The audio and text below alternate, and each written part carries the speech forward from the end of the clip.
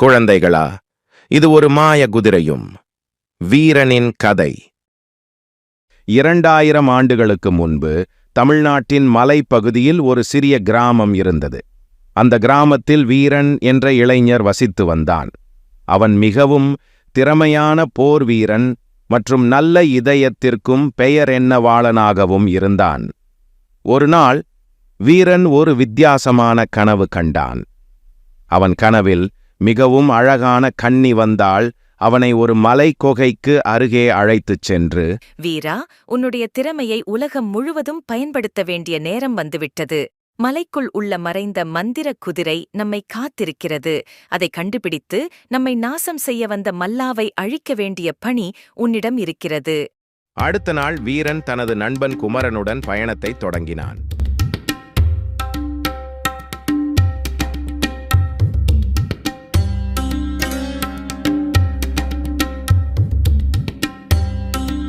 அவர்கள் மலைக்குள் அடையாளமில்லாத பாதையில் சென்று பல துன்பங்களை எதிர்கொண்டனர். குகையின் இருண்ட ஆழத்தில் வீரன் மற்றும் குமரன் தங்கள் பயணத்தின் போது முன்னேறினர். குகையின் சுவர்கள் பாறைகளால் நிரம்பி ஒவ்வொரு அடியிலும் எக்கோ ஒலித்தது. அவர்கள் காலடி சத்தம் குகையில் முழங்கியது.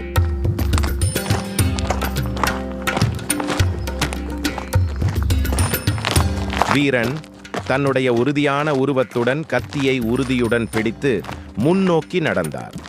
குமரன் தனது பெரிய வாளை கையில் பிடித்து அவனை பின்தொடர்ந்தார்.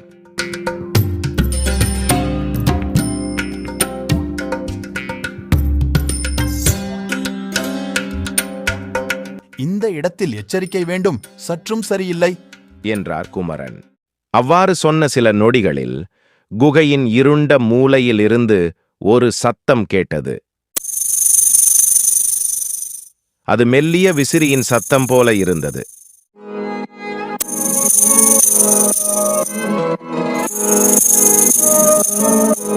அங்கே பெண்மகளின் உருவத்தில் பாம்பு போன்ற ஒரு அசுரி தன் கண்களால் வெளிச்சமாய் ஜொலித்து நின்றாள். யார் இங்கே?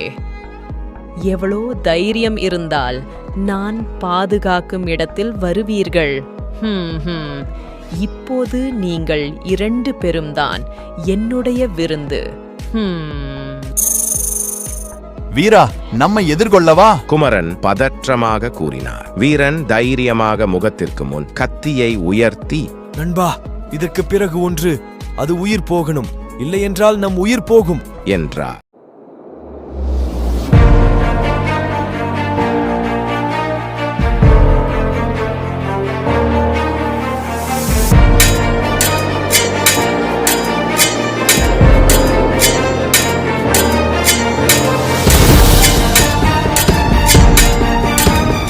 வீரா, அவளின் கண்களை நோக்கி குத்து, நான் அதை தடுத்திடுகிறேன்.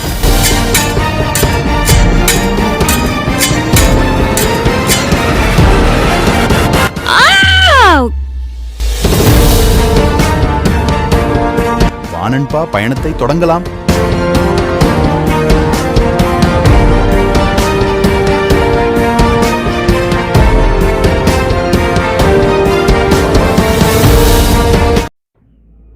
மிக காண்கமான பள்ளத்தில் வீரன் மற்றும் குமரன் பயணித்துக் கொண்டிருந்தனர். தற்போது அவர்கள் ஒரு சிதறிய குகையில் நுழைந்தனர். சில நிமிடங்களுக்கு முன்பு அவர்கள் ஒரு பெண் மனித பாம்பின் மீது வெற்றி பெற்றனர். அவர்களின் தைரியம் மற்றும் திறமை அவர்களுக்கு நம்பிக்கையை கொடுத்தது. ஆனால் அவர்கள் எதிர்கொள்ளப் போகும் சோதனை இன்னும் மிகவும் ஆபத்தானது. வீரன் முதலில் குகையின் உள்ளே சென்றான். குகையின் இடையில் நிழல்கள் வலம் வந்தன. ஒவ்வொரு மூலையிலும் மர்மங்களும் பயமும் நிறைந்திருந்தது. குமரன் வீரனை பின்தொடர்ந்து நடந்தார், தனது கையில் உள்ள வாள் திடமாக பிடித்து. வீரா, இந்த குகை மிதமானதில்லை, ஏதோ ஆபத்து நம்மை நோக்கி காத்திருக்கிறது என்று குமரன் சின்ன குரலில் சொன்னார். வீரன் தனது பார்வையை நிழல்கள் மீது திருப்பினார். ஆமாம் குமரா, நம் முன்னால் எது வந்தாலும் நாம் அவற்றை சமாளிக்க வேண்டியதுதான். அவர்களது உரையாடல் நடந்து கொண்டிருக்கும் போது குகையின் உள்புறத்தில் இருந்து சில ஒலிகள் கேட்கப்பட்டன.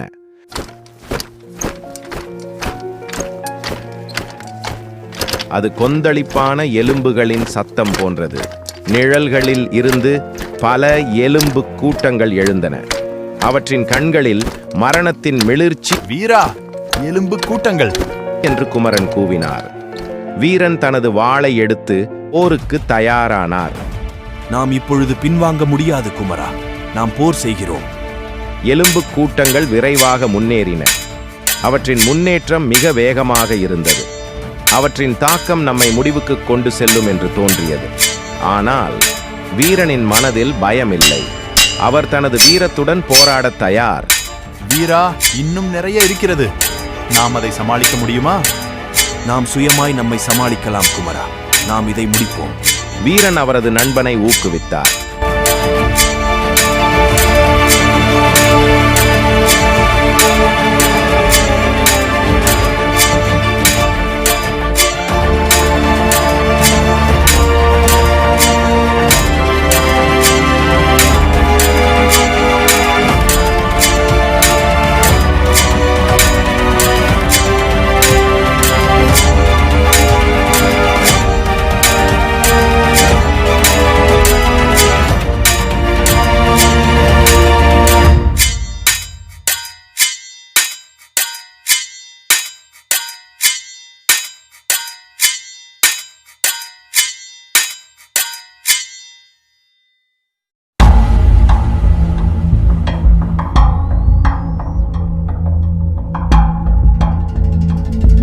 அந்த நேரத்தில் ஒரு பெரிய எலும்பு கூடு முன்வந்து வந்தது.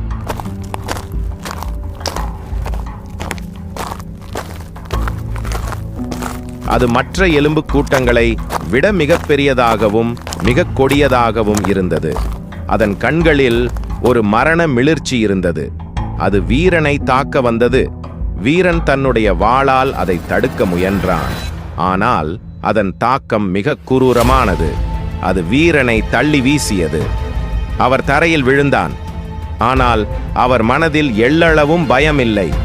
அவர் எழுந்து தன்னுடைய வாளை மீண்டும் பிடித்தார். உன்னால் என்னை வீழ்த்த முடியாது என்று வீரன் சபதமிட்டார்.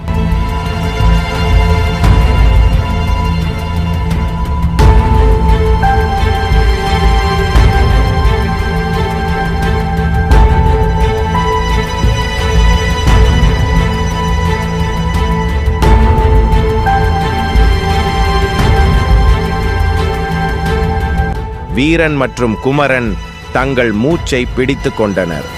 அவ்வளவு பெரிய போராட்டத்திற்கு பின் அவர்கள் இருவரும் தங்கள் வெற்றியை உணர்ந்தனர். வீரா, நாம் வென்றோம் என்று குமரன் மகிழ்ச்சியுடன் கூவினார். வீரன் தன்னுடைய நண்பனுக்கு ஒரு பெரிய சிரிப்புடன் பார்த்தார். ஆம் குமரா, நமது துணிவும் நம் இணைப்பும் நம்மை வெற்றி பெற்றுவிட்டது.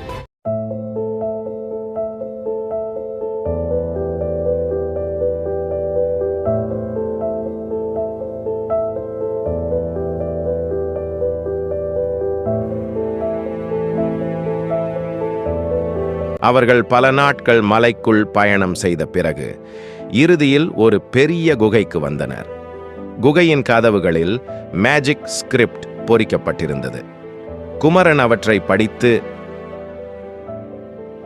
இது மந்திர கதவுகள். அவை திறக்க வீரமுள்ள இதயம் மற்றும் நேர்மையான சிந்தனை தேவைப்படுகிறது என்றான். வீரன் தனது இதயத்தை மெய்யாக கடந்து கதவுகளை தொட கதவுகள் மெதுவாக திறந்தன.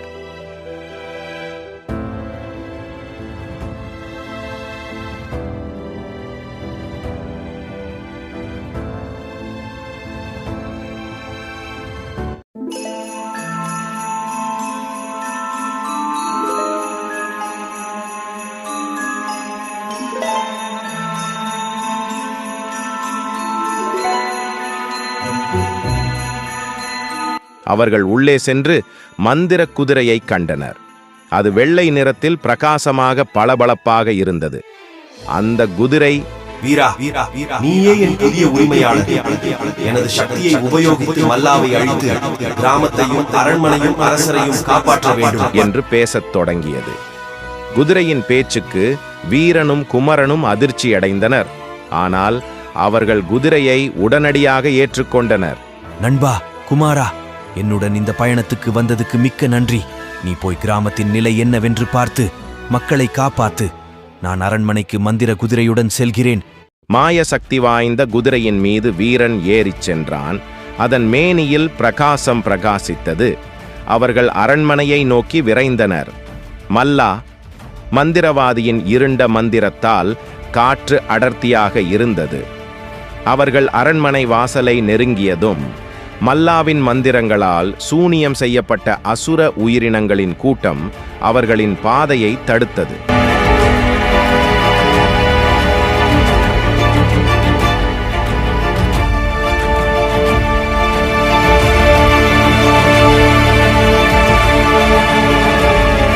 கடுமையான போர் முழக்கத்துடன் வீரன் முன்னோக்கிச் சென்றான்.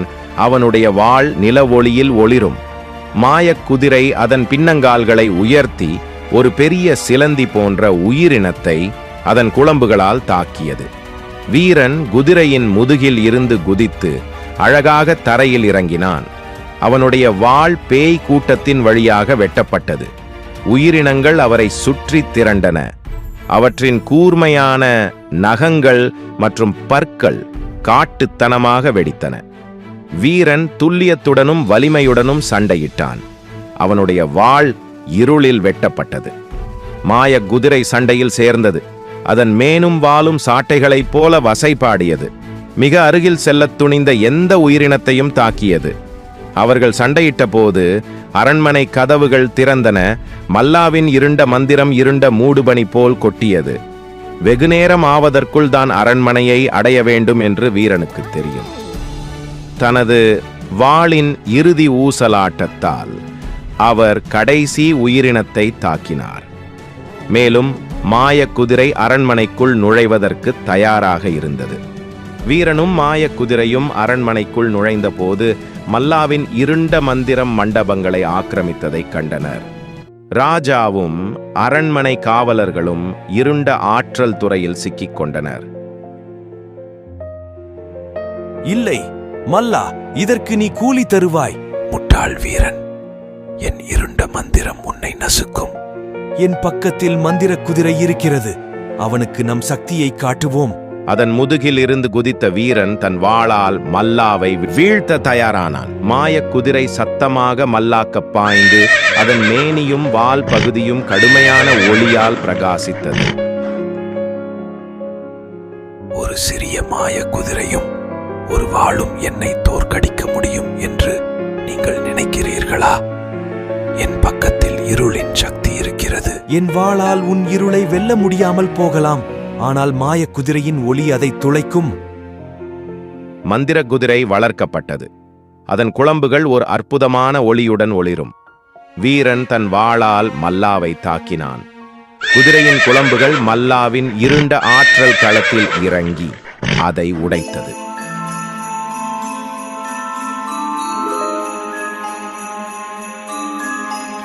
வீரன், என் வீரனே, நீ எங்களை காப்பாற்றி விட்டாய். அது இன்னும் முடிவடையவில்லை அரசே. மல்லா இன்னும் அவனுடைய இருண்ட மந்திரத்தை வைத்திருக்கிறார். என் ஆற்றல் துறையை நீ தோற்கடித்திருக்கலாம், ஆனால் என் இருண்ட மந்திரம் உன்னை அழிக்கும்.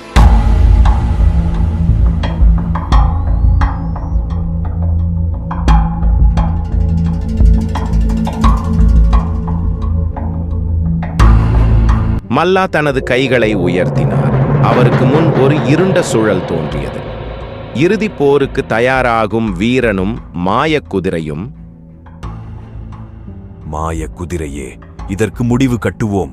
மல்லா இருளை போக்க உன் ஒளியை பயன்படுத்து. நான் தயார் வீரனே. மாயக் குதிரை மல்லாவின் மீது பாய்ந்தது. அதன் மேலும் வாலும் முன்பை விட பிரகாசமாக மின்னியது. வீரன் குதிரையுடன் பொருந்திய ஒளியுடன் அவனது வாள் பிரகாசித்தது. ஒன்றாக அவர்கள் மல்லாவின் இருண்ட சுழலை தாக்கினர். ஒளி மற்றும் ஆற்றலின் வெடிப்பை கட்டவிழ்த்துவிட்டு மல்லாவின் மந்திரத்தை உடைத்து அவரை தடுமாறச் செய்தனர். இல்லை, அது முடியாது. என் இருண்ட மந்திரம் முடிந்தது மல்லா. துணிவும் நட்பும் ஒளியினால் உன் இருள் தோற்கடிக்கப்பட்டது. தோல்வியின் இறுதி அழுகையுடன் மல்லா ஒன்றுமில்லாமல் சிதறினார். அவரது இருண்ட மந்திரம் அரண்மனையை விட்டு வெளியேறியது. வீரனும் மாய குதிரையும் வெற்றியடைந்ததை நெருங்க அரசனும் அரண்மனை காவலர்களும் ஆரவாரம் செய்தனர். வீரா, நீ எங்கள் ராஜ்யத்தை காப்பாற்றிவிட்டாய். நீயும் மாயக் குதிரையும் உண்மையான வீரர்கள். அது எங்களுடைய கடமை அரசே. நாம் ஒரு சிறந்த அணி வீரனே. வீரன் மாய குதிரையின் கழுத்தை தட்டிச் சிரித்தான். ஆம், நாம் நிச்சயமாக சிறந்த அணி என் நண்பா. நாம் நிச்சயமாக. அந்த நாளிலிருந்து வீரன் மற்றும் குமரன் கிராமத்தில் மிகப்பெரிய போர் வீரர்கள் ஆகி மக்களின் மதிப்பையும் பெற்றனர். மலைக்குள் மறைந்த மந்திர குதிரை அவர்களுக்கு என்றும் துணையாக இருந்து அவர்களது அனுபவங்களை மேலும் மேம்படுத்தியது. இது போன்ற பல்வேறு காரியங்களில் வீரன் தனது திறமையையும் மந்திர குதிரையின் சக்தியையும் பயன்படுத்தி கிராமத்தை பாதுகாத்தான். இந்த கதை தமிழகத்தின் மூலமாக பரவியதாலேயே மந்திர குதிரையின் கதையும் வீரனின் வீரத்தையும் அனைவரும் நினைத்துக் கொண்டனர். இதுதான் ஒரு மந்திர குதிரையும் வீரனின் தைரியமும் நிரம்பிய கற்பனை கதை. முற்றும் பொம்மை கதைகள் சேனலுக்கு வரவேற்கிறேன். இதை உங்களுடைய நண்பர்கள், உறவினர்களுக்கு ஷேர் பண்ணுங்க. அது எங்களுக்கு பெரிய உதவியாக இருக்கும். நன்றி. மீண்டும் அடுத்த கதையில்